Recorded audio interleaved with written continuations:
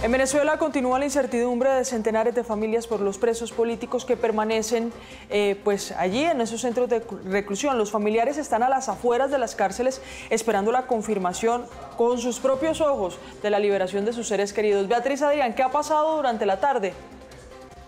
Dígame.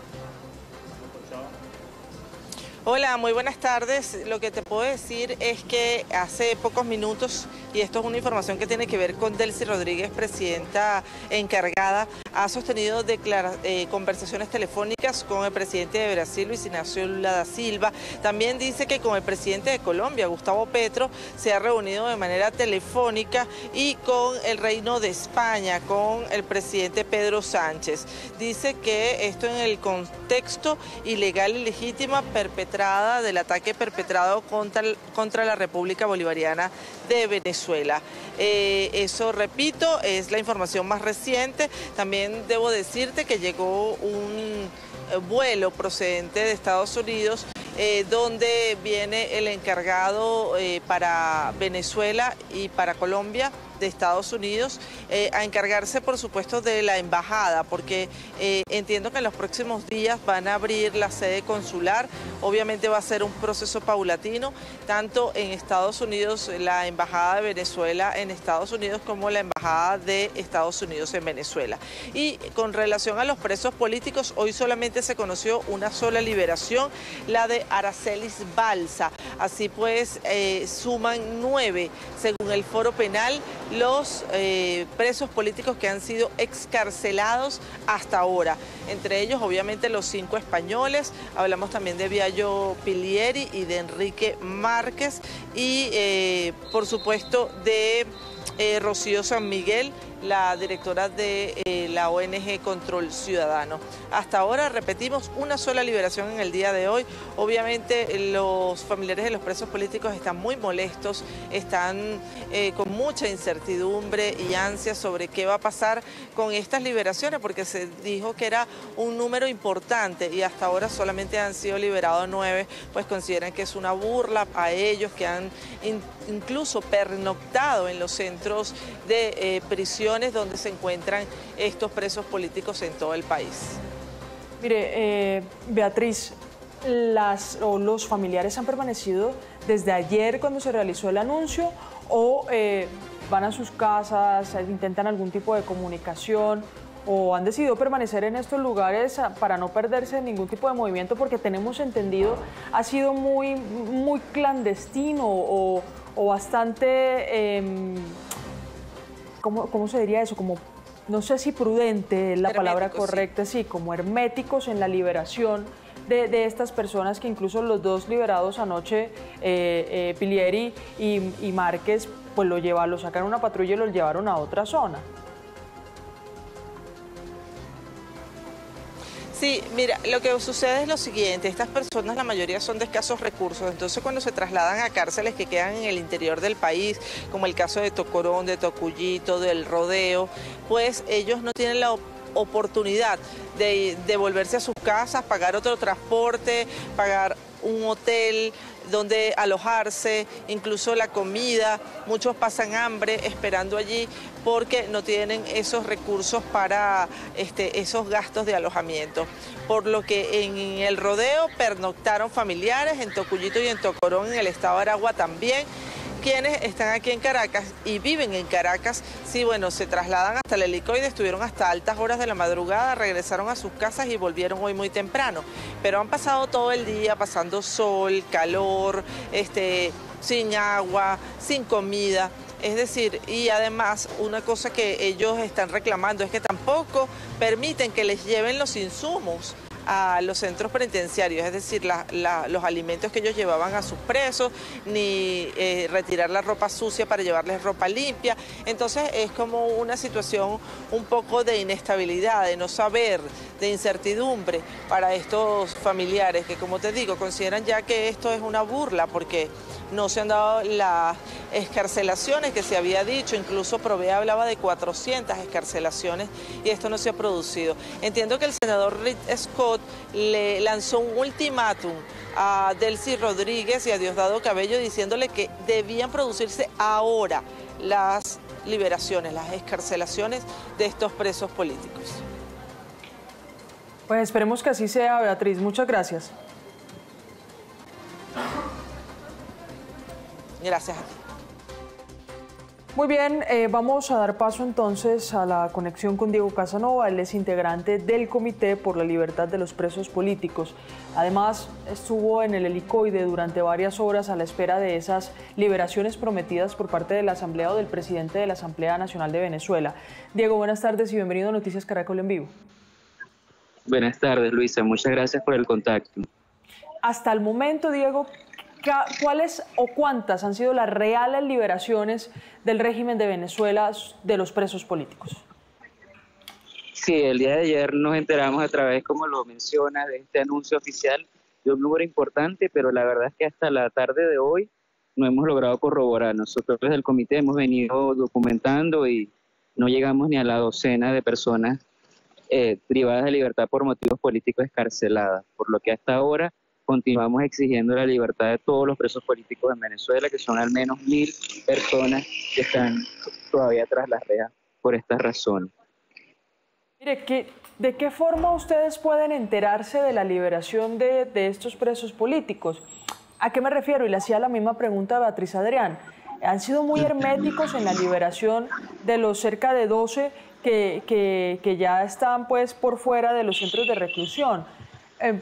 ¿Hay alguna forma de enterarse, alguna señal que ustedes digan van o no a liberar a otra persona? No, lamentablemente ellos han mantenido este proceso como los que han hecho en otras oportunidades. Recordemos que en lo que va de diciembre o lo que fue el último mes del año pasado y lo que va de enero, ya este sería el tercer proceso de descarcelación que estarían realizando.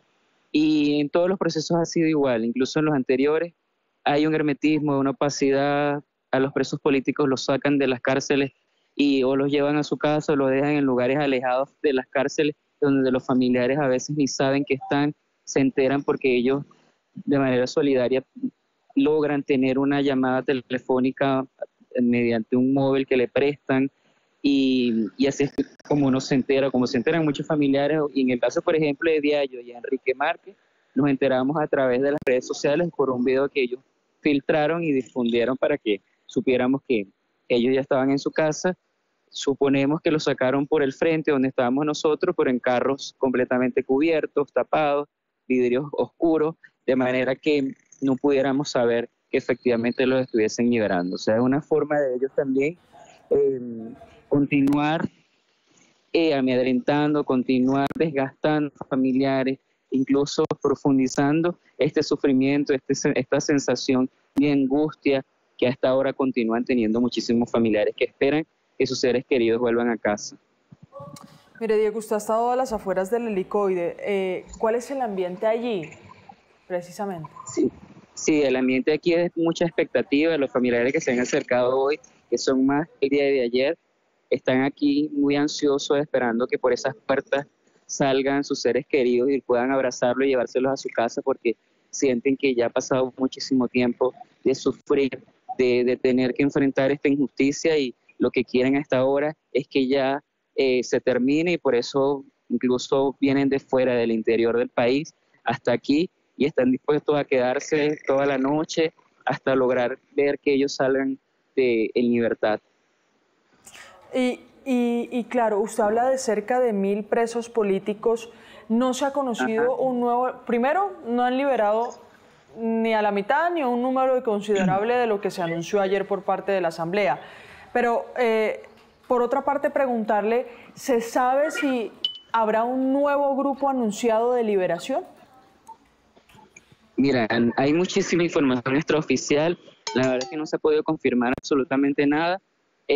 Nosotros esperábamos que ayer se produjera un número importante. Lamentablemente hasta ahora no ha ocurrido.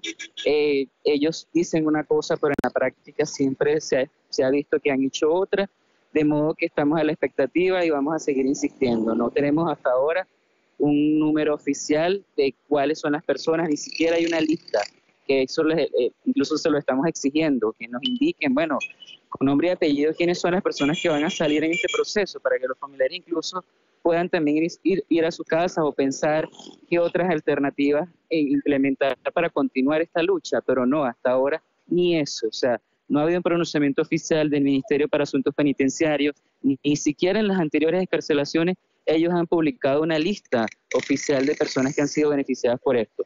Y los familiares hemos hecho un esfuerzo junto a otras organizaciones por saber quiénes son y lamentablemente ni siquiera hemos podido verificar y llegar hasta las cifras que ellos han anunciado de manera oficial. De modo que esta falta de información, esta opacidad que existe, esta forma de manejar todo de manera clandestina, evidentemente que lo que hace es aumentar la tensión, la angustia, la zozobra, no solamente de los familiares, sino de los presos políticos que están allí también ansiosos de saber que hay un proceso en curso, pero que no están seguros si ellos van a ser también parte de esas liberaciones que han anunciado. Sí, mire, Diego, también es que tampoco, ante la falta de información, tampoco se sabe en qué condiciones están ellos o si más cerca de los 1000 que usted está mencionando, si están en los centros de reclusión que ustedes creen, ¿no? Sí, bueno, nosotros sabemos y los familiares sabemos que están en estos lugares porque tenemos que traerle paquetería y además antes de a muchos que han desaparecido, bueno, nos ha tocado de manera solidaria ubicarlos después de recorrer distintos centros de reclusión donde muchas veces lo niegan, pero al final algunos logran a través del contacto con otros familiares que tienen visitas o que tienen a sus seres queridos ya desde hace tiempo detenidos en estas cárceles, poder ubicarlos y bueno, eventualmente logran que se les permita paquetería, que es acceso a insumos de higiene personal, comida en algunos casos, ropa limpia, etcétera, pero a veces sin ni siquiera tener visitas, como es el caso, por ejemplo, de Superlano, que ya lleva más de un año, Freddy Superlano, que lleva más de un año sin tener contacto con su familia. Nosotros sabemos que están aquí, pero pero también entendemos que hay un desorden, hay un desastre de parte de los tribunales y de la propia justicia que no saben con certeza ni siquiera en dónde tienen a los presos políticos. Mira, en estas últimas horas han llamado a familiares a preguntarle para constatar si su preso político está en tal cárcel, cuando eso se supone que debería saberlo y conocerlo el tribunal que lleva la causa y que lo imputó. Muchos están imputados por terrorismo, por ejemplo, y son solamente 4 tribunales de terrorismo en materia preliminar, y no es posible que no lo sepa. Entonces es cuando tú te das cuenta que hay un desorden, hay una institución que no está funcionando y que no está cumpliendo con sus tareas constitucionales. Los tribunales, pero Diego, ¿ustedes cuáles son las labores que realizan para constatar que los presos sí estén en los lugares de reclusión anunciados? Es decir, ¿los dejan entrar o los dejan revisar o les comunican oficialmente sí está aquí, no está aquí? A muchos que llevan años presos les han dicho que sí están aquí. Lo que pasa es que esto ha ido evolucionando. Ha ido evolucionando en la última instancia, digamos que en los últimos meses o desde la represión postelectoral del 28 de julio del 2024, la manera de manejarse de ellos es llevarse a la gente, muchas veces se la llevan, bueno, la mayoría sin orden judicial, sin ni siquiera tener una causa abierta, se llevan detenida, la desaparecen, la someten a desaparición forzada y después que un familiar hace todo un recorrido por cárcel o distintas cárceles que denuncia, que presiona, es que ellos eventualmente le dicen, mira, está aquí. Y es cuando comienzan los familiares a ir en un proceso que ellos llaman de espera por adaptación. Entonces, en ese proceso de adaptación les permiten solamente paquetería, pero no visitas.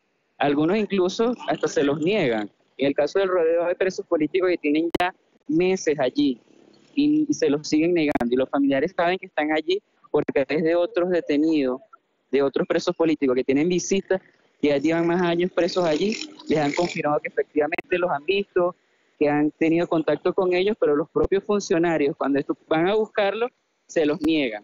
Entonces, ha sido una labor también de nosotros como familiares ir de manera solidaria averiguando a través de los que tienen sus visitas regulares, poder ubicarlos a los presos políticos ante este clima de opacidad y por supuesto de de clandestinidad y de falta de transparencia en el país.